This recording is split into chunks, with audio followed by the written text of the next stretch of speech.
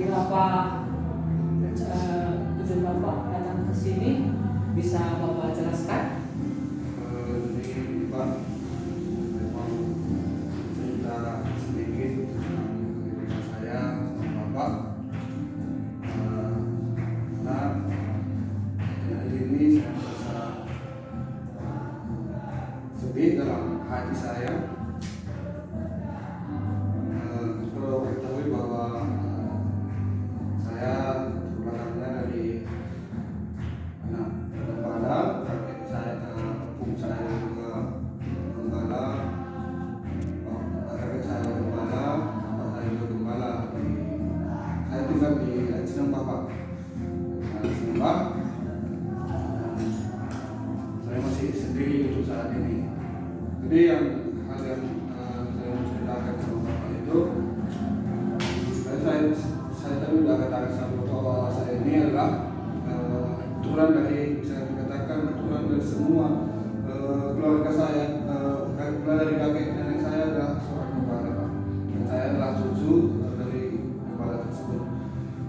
Jadi selama ini cucu saya Pak, saya baru pulih dari namanya akan kepahitan terhadap orang tua, ya, namanya anak pendeta, ya kan. Pastinya banyak susah-susahnya, susah senangnya pasti ada Pak, sebagai anak pendeta, cucu pendeta gitu Pak. Terlebih kurangnya kasih sayang Pak, dibilang, ya kan. Apa-apa dikit-dikit disalahkan, apa-apa dikit-dikit dimarahi gitu.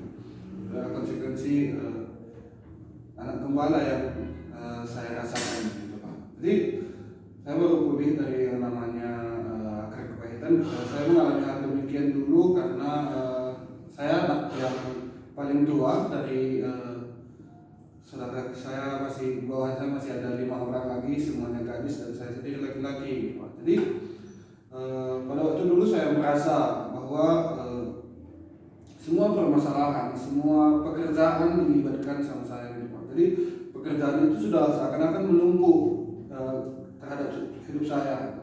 Banyak orang berkata bahwa sendiri laki-laki itu menyenangkan gitu Pak, sangat menyenangkan gitu. Terus dalam hati saya, menyenangkan di mana gitu?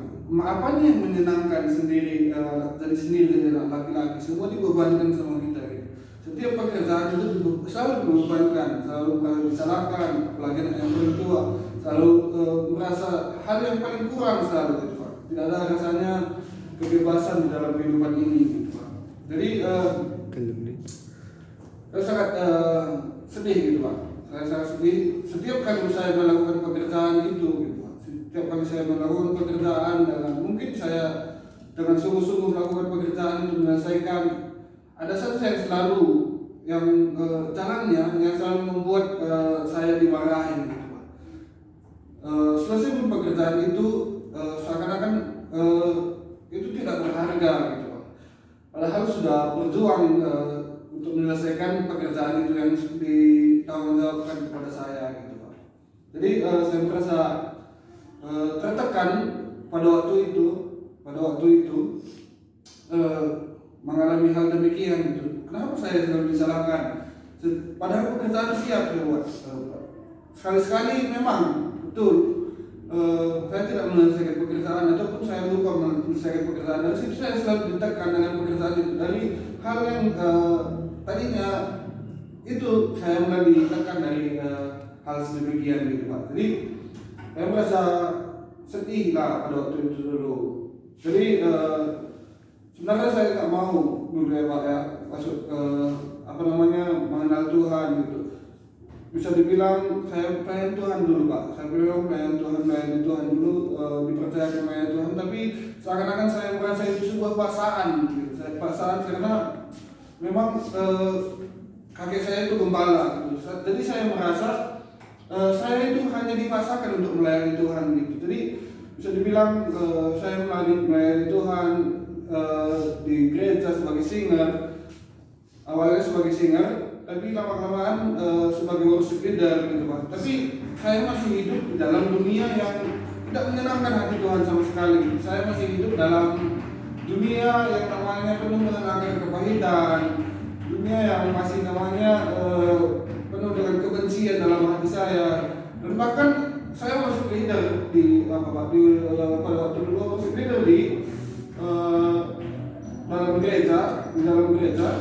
Betul yang saya katakan tadi, kakek saya adalah gembala, saya masuk leader saya. Tapi setelah pulang dari gereja, saya masuk leader juga di gereja tua gitu Pak. Jadi dua-duanya saya melayani gereja, saya melayani ke gereja tua gitu. Di gereja saya masuk leader, saya menyanyi untuk Tuhan.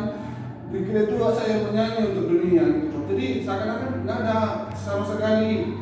Saya merasa bahwa saya masuk leader itu hanya sebuah paksaan karena orang tua saya gembala mungkin kan. Jadi saya waktu itu menyimpan hal-hal yang sangat menyakitkan hati saya karena saya sering dimarahi pada waktu itu Pak. Tapi puji Tuhan saya masuk ke perguruan tinggi pada waktu itu, bukan perguruan tinggi, masuk sekolah Alkitab. Dari situ saya mulai belajar, dari situ saya mulai dipulihkan oleh Tuhan gitu Pak. Jadi dari sekolah Alkitab saya mulai mengerti tentang Tuhan, mulai mengerti tentang bagaimana melayani Tuhan sesungguhnya, bahwa tidak hanya dengan memuaskan diri sendiri gitu Pak, bahwa kita tidak boleh menyimpan suatu kepedihan, kita tidak boleh menyimpan suatu kepahitan. Dari itu saya mulai melepaskan semua dan mau mengampuni orang tua saya gitu Pak. Jadi akhir ini saya memang merasa sedikit kecewa juga dalam hidup saya memang sudah lepas dari kepahitan, tapi akhir ini saya ditemukan kembali Pak. Hari ini saya sudah menyimpan uang, saya memang bekerja, saya sudah menyimpan uang, saya ingin membeli sebuah mobil pada waktu itu, dan mobil ini adalah L300 Pak, apakah katakan L300 bagaimana? Dan tujuannya saya mau membeli mobil ini adalah untuk urusan pekerjaan dan urusan gereja tentunya gitu Pak. Jadi saya sudah ambil niat, saya sudah kumpulkan uang.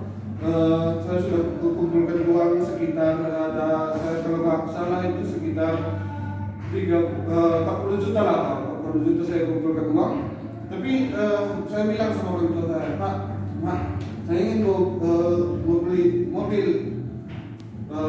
Kebetulan ayah saya juga punya mobil. Lalu saya katakan, untuk apa mobil? Untuk apa semua di sini? Nggak ada tempatnya parkir di sini. Sebenarnya saya sudah beroptimis untuk membeli mobil itu gitu Pak, untuk pekerjaan dan pelayanan gereja gitu, agar bisa mengantar anak sana kemari gitu Pak. Jadi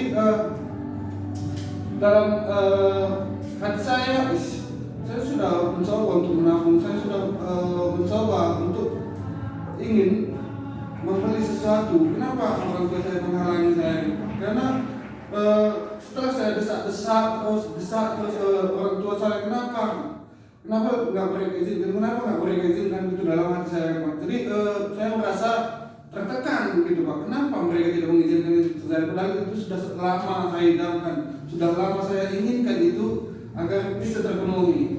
Akhirnya suatu ketika saya ambil keputusan, saya pergi ke gereja, lalu saya berdoa di dalam gereja. Yang saya doakan sebenarnya saya nggak mengerti apa, saya hanya minta Tuhan bagaimana Tuhan hidupku ini gitu. Tapi setelah itu entah dalam pikiran itu dari Tuhan atau enggak saya kurang tahu Pak. Saya melihat fasilitas gereja itu saya merasakan masih berkurang gitu. Saya melihat kok drumnya cuma kayak gini, kok speaker kamu kok cuma kayak gini, kok alat fasilitas musik kamu kok kayak gini. Lalu saya teringat, gimana Bu? Saya teringat dengan tabungan yang saya punya. Lalu dengan tabungan itu saya merasa dalam hati saya, ini nggak ada lagi arti dalam kehidupan saya. Semuanya sudah sirna, saya bilang dalam hati saya, dalam pikiran saya. Apa yang saya impikan tidak mungkin lagi terwujud karena hal orang tua tidak mengizinkan itu terjadi. Akhirnya saya ambil keputusan mengambil uang rekening saya yang ada di dalam rekening itu sekitar 40 juta. Saya ambil semuanya rekening itu, lalu saya beli fasilitas yang ada dalam gereja, saya beli musik gereja, saya beli yang ada dalam gereja itu. Saya mencoba untuk mengupgrade setiap musik, setiap fasilitas yang ada di gereja. Yang terakhir satu saya beli sepeda motor saya gitu. Hanya itu yang saya beli, sepeda motor saya itu yang hanya untuk saya gitu. saya ingat juga ini baru-baru ini, baru bisa dibilang tahun 2021 kemarin gitu, Pak. Saya melakukan hal sedemikian. Jadi karena kan saya merasa saya sih tidak merasa saya tidak merasa bahwa penyesalan dalam hidup saya tidak. Saya tidak menyesal sama sekali sudah menghabiskan uang itu ke dalam hidup. Saya tidak menyesal sama sekali dalam kehidupan saya. Bahkan saya merasa mungkin ini yang terbaik Tuhan. Saya merasa seakan-akan saya merasa dalam hidup saya puas gitu sudah memberikan semuanya gitu. Dan bahkan saya minta pada Tuhan, jika Tuhan masih memberkati aku lagi, saya akan mengupgrade lagi Tuhan Yesus. Karena yang kekurangan dalam gereja ini. Gitu. Itu yang saya selalu rindukan dengan Tuhan. Tapi untuk saya ini, apa perlu ketahui bahwa semua yang saya lakukan ini tanpa sepengetahuan orang tua saya gitu. Jadi itu yang menjadi dilema dalam kehidupan saya. Apakah saya harus menyampaikan ini kepada orang tua saya? Tapi saya takut bahwa kalau ini nanti diketahui orang tua saya merasa saya ini adalah orang yang paling bodoh, ataupun orang tua saya menegur saya, ataupun sebaliknya orang tua saya merasa senang atas apa yang saya lakukan itu. Itu yang menjadi dilema dalam kehidupan saya. Kenapa sampai saat ini saya belum berani mengungkapkan semuanya itu, Pak. Jadi di dalam gereja itu memang ada saya buat suatu papan. Itu alih-alih saya buat korban syukur untuk pembangunan musik gereja gitu Pak. Memang banyak yang numpang di situ, saya hitung-hitung sekitar 10 juta yang numpang gitu. Tapi dari situ saya ambil jalannya gitu Pak. Dari situ saya ambil jalannya supaya saya tidak dimarahi oleh jemaat dan tidak dimarahi oleh semua orang gitu Pak. Bahkan gembala gitu Pak. Jadi saya minta persetujuan mereka, lalu lewat mereka saya mulai mulai berkorban bagi Tuhan. Jadi yang menjadi pergumulan dalam kehidupan saya ya itu tadi Pak. Saya belum berani mengungkapkan bahwa saya berkorban bagi gereja gitu Pak. Jadi saya hanya memang orang tua saya tidak menanyakan uang itu semua dari mana gitu. Uang itu yang ada di situ uangnya dari mana. Orang tua saya tidak menanyakan, mungkin dia sudah tahu atau belum, saya kurang tahu. Tapi yang menjadi dilema dalam kehidupan saya belum berani mengungkapkan bahwa itu bahwa saya berkorban bagi gereja gitu Pak. Menurut Bapak apa yang saya lakukan untuk memberitahukannya kepada orang tua saya agar saya juga siap menerima apapun yang dibilang orang tua saya gitu. Oke, terima kasih Pak atas bincang-bincangnya pada hari ini. Nah, sebelum saya jawab, apakah kamu belum berani membicarakan apa keputusan yang kamu lakukan terhadap uang yang kamu miliki? Tadinya kamu membeli mobil, tapi keputusan membeli musik Indonesia. Nah, tapi sebelum kita jawab ke situ, terlebihnya aku dengar tadi dari bagaimana ceritamu tentang pergumulan dengan ayahmu, tentang kepahitanmu, terlepas itu sangat puji syukur ya, puji syukur sekali. Itulah terlebihnya dengan Tuhan mengampuni. Nah, kalau kamu tidak bisa mengampuni ayahmu, berarti kamu sudah menerima pengampun itu. Justru dari pengampun itu kamu terima Roh Kudus akan selalu menuntun. Kalau belum selesai perkara-perkara akar kepahitan itu, tentu petunjuk Tuhan itu semakin jauh. Kalau kita jauh dengan Tuhan, pasti semakin jauh juga jawaban doa. Nah, saya dapat dari pergumulan itu saya katakan bahwa Tuhan juga selalu menolongmu. Kenapa saya katakan selalu menolongmu? Nah, lebihnya bagaimana setelah kamu mengampuni ayahmu, dan juga ketika pun kamu menyampaikan permohonanmu kepada ayah inginmu membeli mobil, kamu mengatakan bahwa 40 juta uang luar biasa juga selaku anak muda, ya kan? 40 juta mengatakan pada orang tua, aku membeli mobil. Tujuannya juga baik, ya kan? Tujuannya baik untuk bayaran juga luar biasa juga baik. Nah, tapi orang tua menolak kebaikan yang kan itu penting terhadap gereja. Dia tolak. Nah, kamu pikir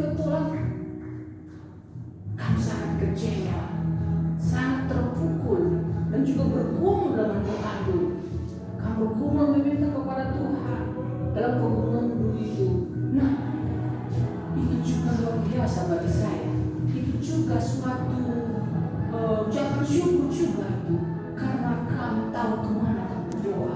Tidak saat engkau berdoa, itulah Tuhan yang sesungguhnya yang penuh jawaban. Keputusan itu adalah datangnya dari Tuhan. Kenapa saya katakan itu juga datang dari Tuhan?